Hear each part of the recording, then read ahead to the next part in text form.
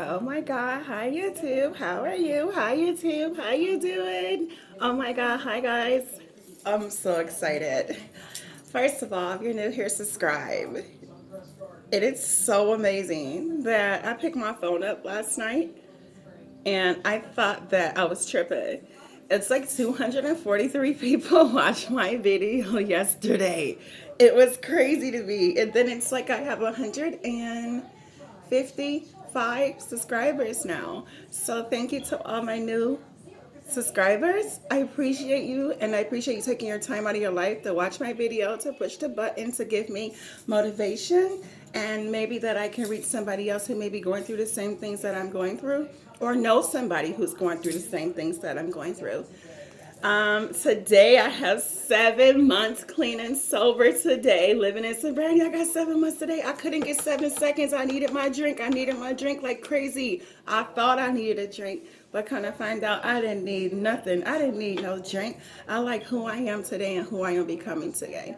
I like the person that God made and intended to be the way I am being when I was born. Like, I am super happy. And so I have 7 months clean and sober today.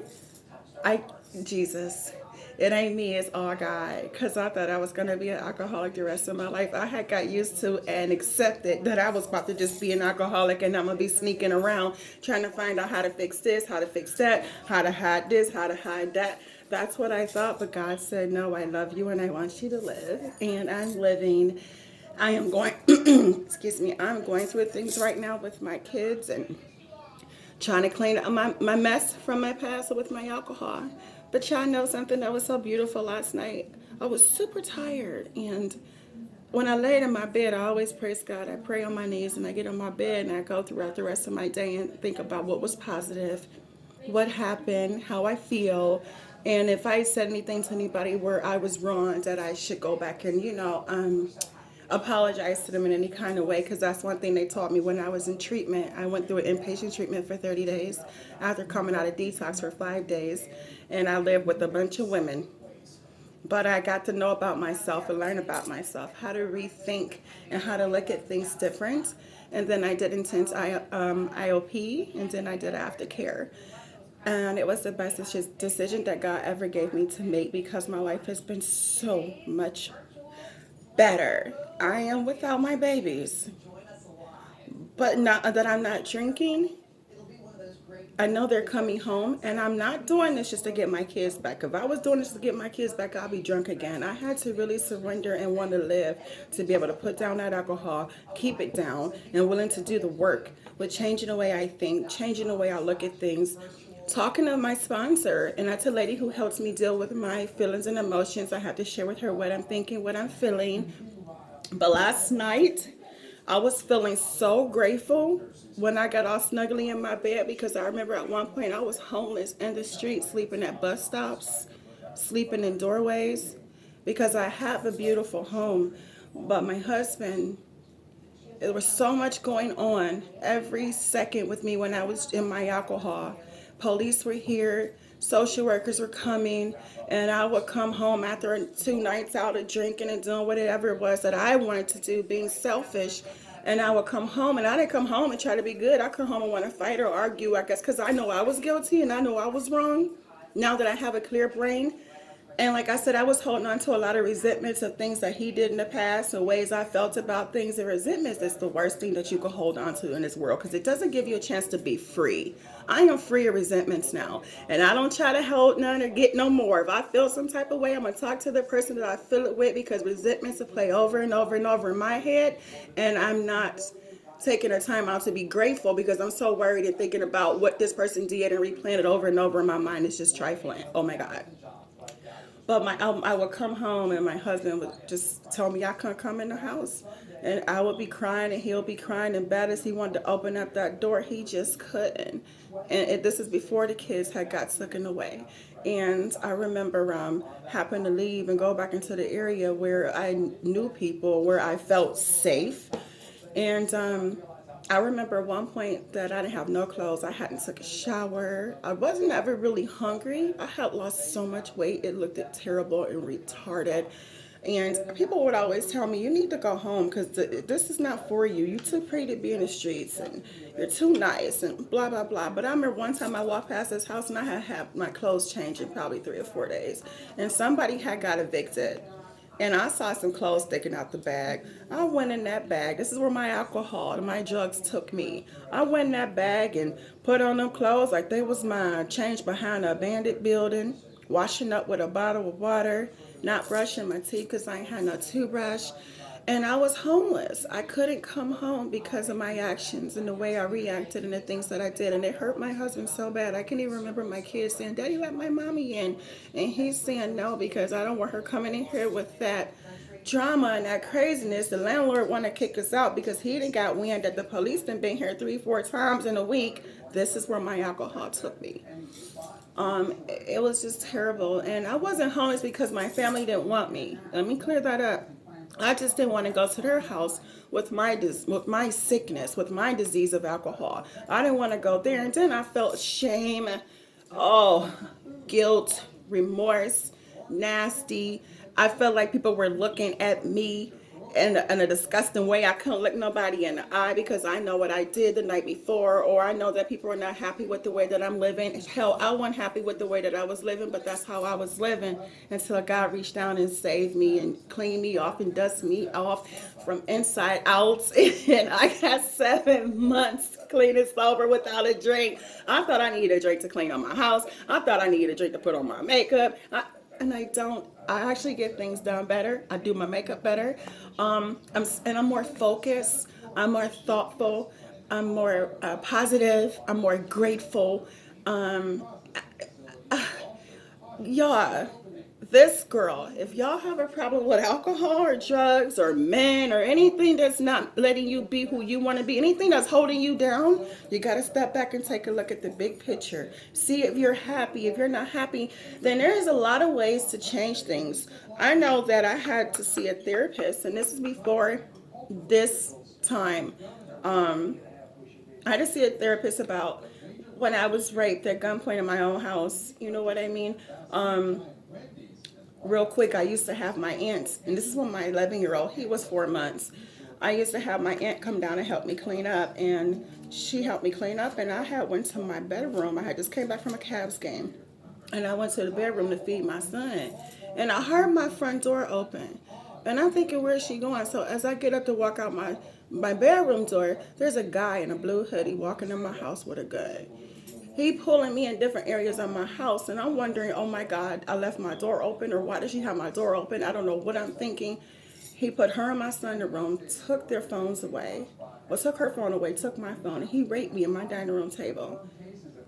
And the reason he raped me at my dining room table, took my money. This was Thanksgiving Eve. He took my money that I had on my kitchen counter from shopping for food. He took my polo boots. That's when the polo boots is real hot. He took my polo boots and had the damn nerve to be wearing my boots when he got arrested.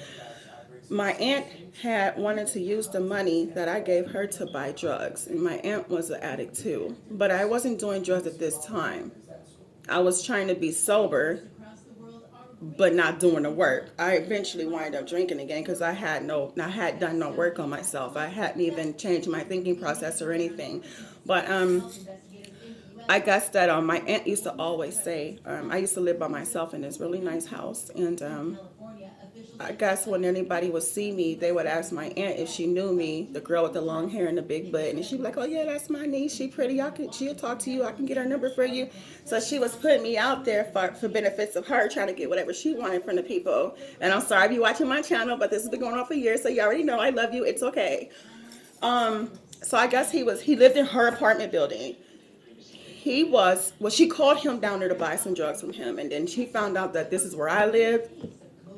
I guess she had told him that she was at her niece's house, so he came with the intention to rape me.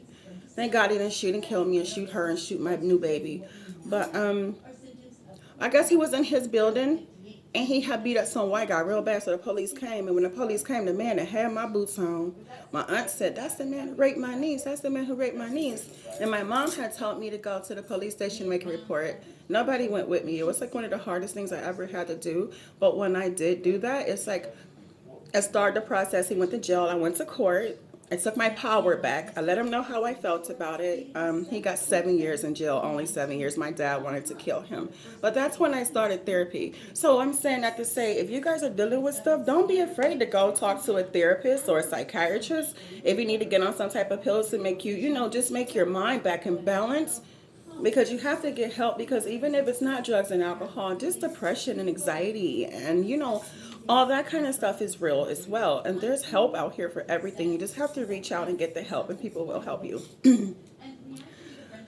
I said that story real quick because I don't want to feel like that today. I'm much better now. For a long time though, I had PTSD something. Every time I would see a guy with a blue hoodie, I would have a panic attack. I would froze up and I couldn't move, and I would just cry and my body would just shake.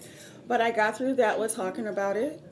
I am still taking Buspar and Zoloft to this day, and it works. It keeps my mind balanced, especially when you're not drinking on it. It really works. So yeah, but anyway, back to my husband. That man has been with me for 8 years. 8 years, and from the day I met him, he didn't drink, he don't do drugs. But from the day I met him, it was always something with me. It was always something with me. And something that he had to clean up. Then we started having babies together. But he always believed in me. He always saw the good in me. He always knew who I really was. But once I put a drink in me, I can't tell you who I'm going to be, how I'm going to act. One day I can cook, clean, just be Mary Poppins, and one day I can drink and just have a thought, a song will come on that some guy done cheated or something like that, or the girl ain't happy, and I'll instantly get into my rage mode and look at him, and then I want to attack him, be mad at him, argue with him, screaming with him. Or some days we could just go do it and be happy. But that's me not having no control and powerless over my alcohol. I can tell you what I was going to drink, how much I was going to drink, when I was going to put it down, if I was going to stay home, leave home, and that's where I had to know that I was powerless over drugs and alcohol. So once I knew that, and I really got that deep down in me, it's easy. It's better for me to know that I can't just have one drink. I can't just have one beer. It's not what I'm drinking, it's what it does to me once it gets into my body. So I'm really, really grateful, and I'm really happy to be able to lay in a nice warm bed, in a nice beautiful home, eat my own food, cook, wear my own clothes. I mean, I was sleeping in somebody's car. I was sleeping in cars that people have left on the street. I would sleep on porches. And that's where my life had became to me. But I know one thing, if I can change, anybody out there struggling with drugs or alcohol, pills or whatever, then you can change. Because if your life is not what you want it to be, and it's because when you drink, stuff just don't work out, then you may be an alcoholic and you may want to get some help. But now me and my husband, we get along so well. We don't blame each other. If we have a little bicker, I like to call them, we have a little bicker, we know how to talk about it, move through it in a healthy way. And my actions, he reacts off of. I act really calm, really, patient, understanding, because I'm working a program. He's not, because he don't have to. But 12 steps is for everybody. I wish I had the paper here. I should have had it. The 12 steps is for everybody. And it's right here. Do I have time? I can't see nothing. I know the 12 steps of Alcoholics Anonymous says that we admit we were powerless over drugs and alcohol, and that our lives have become unmanageable. Came to believe that a power greater than ourselves could restore us back to sanity. Made a decision to turn our will and our lives over to the care of God as we understood Him. Made a searching and fearless moral inventory of ourselves. Admitted to God and to someone else and to another human being the exact natures of our wrongs. 6, we're entirely ready to have God remove all these defects of characters. 7, humbly ask Him to remove our shortcomings. 8, made a list of persons we have harmed and to become willing to make amends to them all. That's a hard one. Like, I'm sorry I did this. Ooh, so I don't even try to say nothing wrong. That's why at night I go through my day and see if I hurt anybody, just say it right away. But I try not to. 10, continue to take personal inventory, and when we were wrong, properly admitted it. That's what I do at night. I take a personal inventory of myself and my day. 11, sought through prayer and meditation to improve our conscious contact with God as we understand Him, praying only for His knowledge and His will and the powers for Him to carry that out. And 12 is having had a spiritual awakening. As a result of these steps, we try to carry His message to another addict that still suffers, and we practice this in all of our affairs. That's why it was so important to me to get on YouTube and do a channel, because you can reach people so much through this, and you could do God's work when you can't just stand in the street like, hey, are you an alcoholic? Let me tell you my story. Let me tell you how I got saved. This is a way that I can reach people and tell them what God did for me and what God can also do for them too. So I'm really happy. I am so happy. I'm kind of nervous now because I see so many people are watching my video. It's so amazing. But yeah, I was homeless. I was really bad. I was really bad. And the worst thing is I had accepted it. Like, I just accepted that I was going to be walking the streets all day, and I'll sleep where I can sleep when I can. I'll go to the store and buy some noodles, eat that, and just go about my day. Terrible. But like I said, God seemed fit to change my life and change my world, and hallelujah, He did. I can't believe I got 7 months. You know what? I don't really count the days. I make the days count. So I sat on my couch, and I have been saying almost 7 months, but today is the 7th. So October 6th last year, I died and was brought back to life, and I was brought back to a new life. So October 6th was the day I died and woke up, and God woke me up and gave me new life. And then the next day is my sobriety day, because on the 6th I still have alcohol in me. So the next day will be my sobriety day. So that's why it's the 7th. I was sleeping in a car that night, out for days, sleeping in the car. And I had sobered up when I was in the car. So I opened my eyes, and I was just looking around the area that I was in. I was looking at the people who did what I did, still walking around trying to get one more drink, one more drug, one more anything, just walking around looking like zombies, like I was looking. And I had a moment of clarity, and I was just like, is this my life? Did I accept it at that point, or was I just used to it? So my husband had got to the point where he would let me come back home, and I would never want to go home high. So when the store opened, I got a drink just so I would calm down. I wouldn't stutter. I wouldn't be all fidgety and shaky. So this in particular day, I guess I had one too many drinks, and people were around me doing what they did. And I'm like, you know what? He probably's not going to let me in anyway. I don't feel like going way out there. And then I had to come back out here. So I took a hit, and I guess I was only racing, chasing another hit.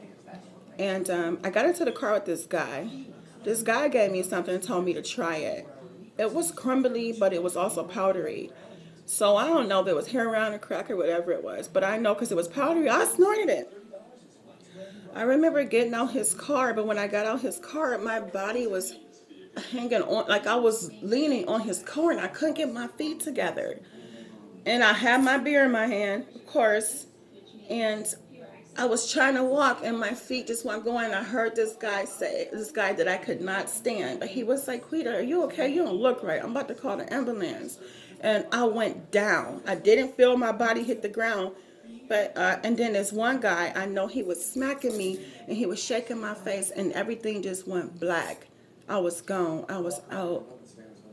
I woke up in the ambulance, and they had IVs in me. I had blood all down my hand. I didn't feel none of this. I woke up, and it was like a movie. And that's God breathing life back into me, a new life. This is how I look at it today. And the lady told me, the paramedic said, you were gone. We had to bring you back to life.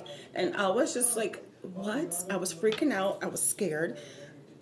I felt better, I guess, but all I wanted to do was call my parents. So they made me sign some paper and told me that they gave me Narcan to just block the receptors, but in 20 minutes I can go back into an OD state.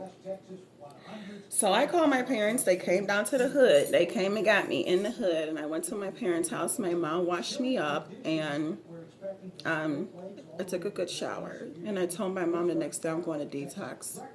I just said it.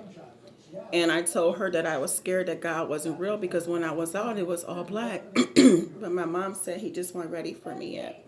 And I know that God is real. And I didn't really want to say that because I don't want people to start thinking that. I don't want to put that energy on people. But it was just all dark. I didn't see a light. I didn't see anybody. I didn't hear anything. But I just know that I could still see black. So I guess I wasn't fully gone, or if I was gone, I'm not too sure. I don't know. I really want to find the paramedic one day and ask them exactly what happened to me. What was I like? What did they see? Did they have to narcane me? Was I completely gone? How many times did you narcane me if you had to? I'm scared though. I ride past that site sometime just when I was going to my when I was in IOP, and I would just look at that building. It was actually in front of a store that I would always go to and get my beer, and they would always tell me go home. I know your family wants you home, and I look at that site and think that it would have just been flowers and balloons there, and I would have just been dead. But when I look at that site, I get so happy and so grateful because that's where my life changed. That's where that life ended and this life began. But yeah, I went through detox for 5 days. I gained 12 pounds in there because I ate everything.